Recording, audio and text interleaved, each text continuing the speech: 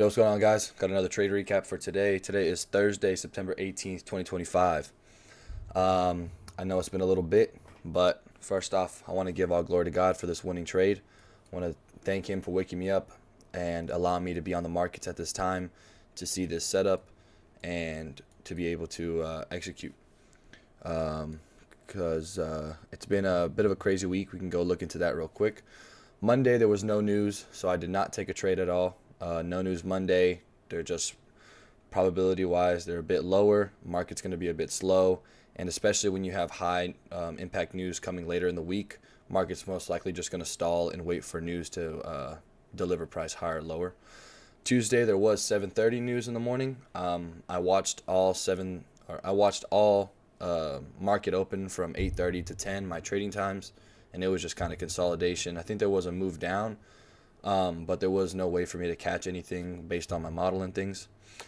Yesterday, huge news day, probably the biggest news day of the whole year, which was FOMC, and it was at 1 and 1:30 p.m. So yesterday there was a PM trade taken. I did take a trade yesterday. I got busy, had to go to work, so I'll probably make a video on that after. But today, Thursday, it was 7:30 news in the morning, unemployment claims, red folder, and I was looking to take a trade if there was a setup presented. So this was the 7:30 candle, and this was the wick of it. We can see that got hit. But going straight into it on the day, let's see what we got here. Where are we? We are at all-time highs. Yesterday, we respected a 2 daily bullish for value gaps, so clearly we want to go higher. We scale down into the 4-hour. We see that this is our previous day low. We see that these 4 hours have been, this 4 hours respecting. We have a 4-hour gap right here. And then another thing I also saw is London low and Asia low from the overnight session were printed in this 4-hour for value gap. That makes these lows sponsored. So both of these lows technically do not have to get traded back into. And then if we want to go on the 1-hour, to look at that real quick, we saw an expansion from London, and then when market opens, we came down, swept out some liquidity, respected these 1-minute bullish for value gaps, and we've continued higher, and we're trading at all-time highs right now. We can see even on the 1-hour, we're just bullish. High, low, higher high, low, higher low, higher high, higher low, higher high. So we're just going up and up and up. So I had a bullish bias coming in on the day. So of course, the first thing we need, it doesn't matter if we see the market just taking off. It doesn't really matter if we just see the market going straight down, dumping towards lows or rocketing up towards highs. We're sitting on our hands and we're waiting for a sweep of liquidity because that's what we need to see. We need to see a liquidity point being hit. On NQ today, there was this 15-minute low. So, bearish candle and then a bullish candle. So for me, a black then a blue candle inside of this 15-minute gap right here. So that makes it a 15-minute intermediate low.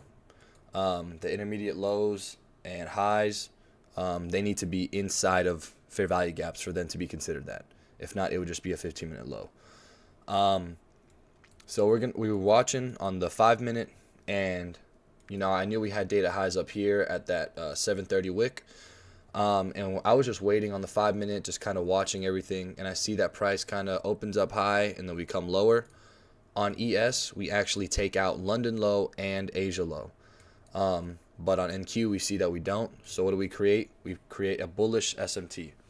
So this bullish SMT tells us that, hey, one of the indexes, ES, has taken out our draws on liquidity. And if we see a valid flip and order flow, then we could potentially go higher. So I'm looking, I see this SMT get put in place, and I say, boom, perfect. This is my sweep of liquidity. We're bullish. We're bullish on the 4-hour. We respected 2 daily bullish fair value gaps. We're bullish on the 1-hour. We're just creating higher highs, higher lows, higher highs. I say, cool. We have prominent data highs right here and prominent data highs right here. They have not been tapped into yet. So I'm looking on the 5-minute. There was one. I made a bit of a mistake today, but it turned out to be okay in my favor still. It was a winning trade. But there was this 5-minute bearish for value gap that was made right at 850. So this 835, 840, 845, and then this candle didn't close through it, and then it finally closed all the way at 9. It closed. So for example, if I did wait, because I do go for the highest time frame inverse for value gap in the leg, whether that's the 5-minute, 4-minute, 3-minute, 2-minute, or 1-minute. So in this trading leg, we have a singular trading leg. It's an up candle, 2 down candles, an up candle. There's no up, down, up, down. It's just up, down, up. That's one leg right there.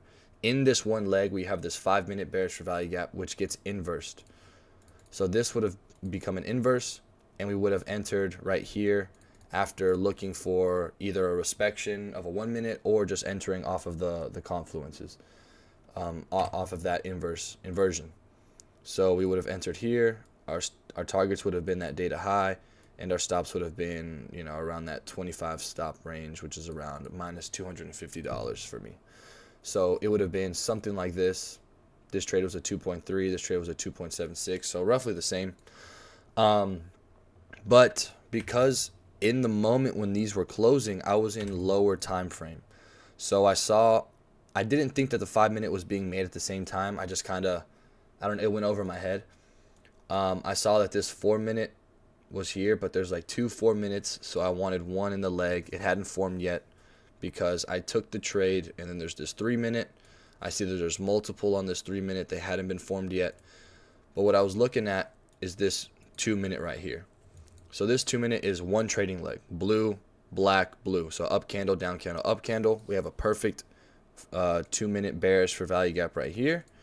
And it instantly gets huge displacement through and becomes an inversion.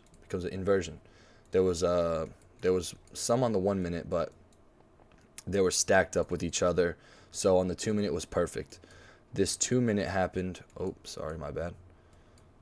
This 2-minute was from 842, 844, 846, and then 844 closed through. And at 850, when that 5-minute candle was made, then I entered. But it worked out in my favor. I had the thing that was kind of a learning lesson for me was from yesterday.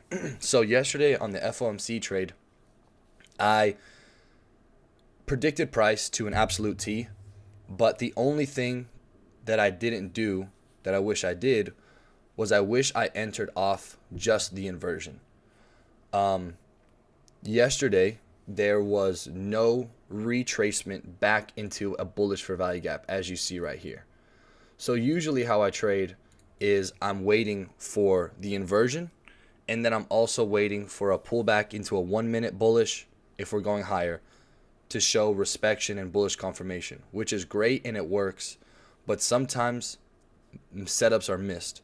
Because with inversions, what you're really looking for is you're looking for a point of liquidity, a sweep of liquidity, and a V-shaped recovery out of it by this inversion right here. So if the inversion is so powerful that there is no time for a pullback to happen, you're never able to get into the trade. And that's what happened to me yesterday. If I was able to just be more confident in the model, in the inversion model, the MEC model, then yesterday could have been a better day than it was. I still made profit, but today I didn't want to make that same mistake. But what can we see here? On the 2-minute right here, I entered with this had great displacement, and I entered. I didn't wait for the 1-minute. I didn't want to have the same mistake as the day before and then beat myself up over it again. But I do see that we make these 2 1-minute bullish for value gaps. So in my head, we have this huge displacement and we're going up. We have data highs that are untapped up here, which would be a take profit 2 point. And we have this 5-minute high right here, which would be my break even point if you're going for data highs, or it could be a take profit point, which I did today because this is more than a 1 to 2 risk to reward. So basically risking, $1 to get $2.30 out of it basically. So I saw these 1 minute gaps, and now what I think I'm going to be doing is I'm going to be taking the trade off of the inversion that happens if it has great speed and displacement like this. If it takes a couple minutes for it to go through, then I'm going to be looking for extra confluences. Say that this 2 minute tapped in, came lower, tapped in again, and then maybe the third one inversed it, then I would say, okay, let me scale down. Let me go to the 1 minute. Let me see that bullish order flow is actually being made and respected.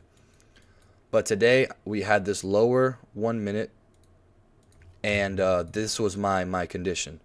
So my stops were at the bottom of this right here for about 25 points, and then I had this lower one here.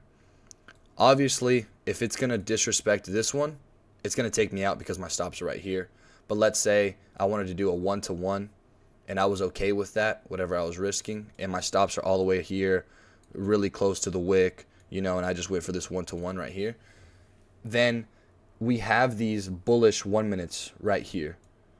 And if I see that these 1 minutes begin to get closed through, like this first one did get closed through and became an inverse. But I knew that we had this even bigger 1 minute here.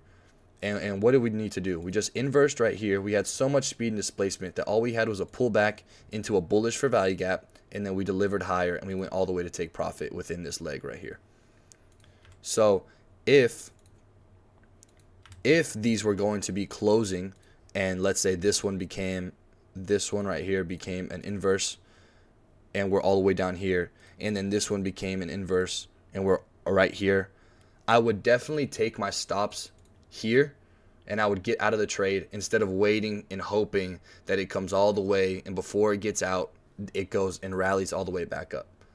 So I'm trying to learn to take the trade from the inversion and to be watching and waiting and seeing if bullish order flow is made, and if it's respected, then great, we're in the trade. If it's made and it gets disrespected, then I want to see myself getting out of trade sooner and taking smaller losses than the whole stop. Also, on the complete other side, today I was very, very confident in the draw of data high, but realistically, this is a 1 to 4.47. So risking $1 to make $4.47. That is an insane trade. And yesterday there was a big move to data highs and keep going to all-time highs, and I was confident in it. I really was. But something that I feel like if the opportunity comes and I'm able to implement it, so like I just talked about, cutting the losers short, but I also want to practice letting the winners run. So obviously this was a great trade. It's more than a 2-to-1, which is all you need. But what I think I'm going to try implementing, if it's able to work, is moving my stop loss into profit. Once I hit this break even / take profit 1 point, my stop loss should have been, boom, break even. So if by the chance we come and we disrespect this, all we wanted to do was hit that 5-minute high. That's right here. All we wanted to do was hit this 5-minute high and then come back down. Then that would have been fine. Yes, I could have taken the profits. Yes, I could have exited the trade here. But if we do decide to come down, I'm not getting stopped out here for a loss of money. I'm getting stopped out at my entry point for 0. Like I never was even in the trade at all. But my thought process is, if this trade is going to continue higher, what I could do is I could potentially put my stop loss into profit. Let's say that right here, this is profit for $100. And we hit break even. I'm break even now, and we continue to run higher. I want to try to implement trailing stop losses into profit. To secure profits, yes, but allow the trades to keep running. Because this trade, I was very, very confident in the data high, but like I said, it was already a 1-to-2. But if I could have secured maybe a 1-to-1 right here, and then this runs and it hits the 1-to-3, wherever that may be, then I could secure profits right here, and then it gets closer, and then this is just me moving my stop loss up and up and up, and I'm just going, and I'm making sure that If there is a pullback in any sort, it's going to take me out here instead of all the way at break even zero, or if I did leave the stop loss all the way into the negatives down here. But that's just something that I'm trying to incorporate, and I'm just looking to incorporate. I'm going to see how it goes. I'm going to see if the market sets those types of trades up for me, and if it happens, I'm just going to be trying to be really smart about it, trying to not be greedy, not trying to get every single piece, but to make sure that there is a like this was my highest draw. Right here, the trade would be done 100%. Above this, I didn't know where the market wanted to go. Look, there was what? Accumulation. We manipulated down. We distributed up. So AMD. AMD model is how the market moves. So we distributed. Now we're accumulating. We're probably going to manipulate up, and then we distribute down. Now we're accumulating. Now we're going to manipulate up, and then we're going to distribute down. So I'm just trying to catch that distribution move. Once we start and we actually hit our draw on liquidity, then there's no data for me to say, but we could go higher and stuff like that, and to keep the trade drawn out. But just for the fact of having security, of having a stop loss in profit, and trying to take trades to their full extent, like if I am confident in that draw, that is something that I'm going to be trying to add in. Definitely going to be back testing that, definitely going to be journaling that, and then if I do either succeed on here, then I'll see if I can make a video on that. But yeah, guys, thank you for watching. Love y'all. God loves y'all. Be praying. Love y'all, boys.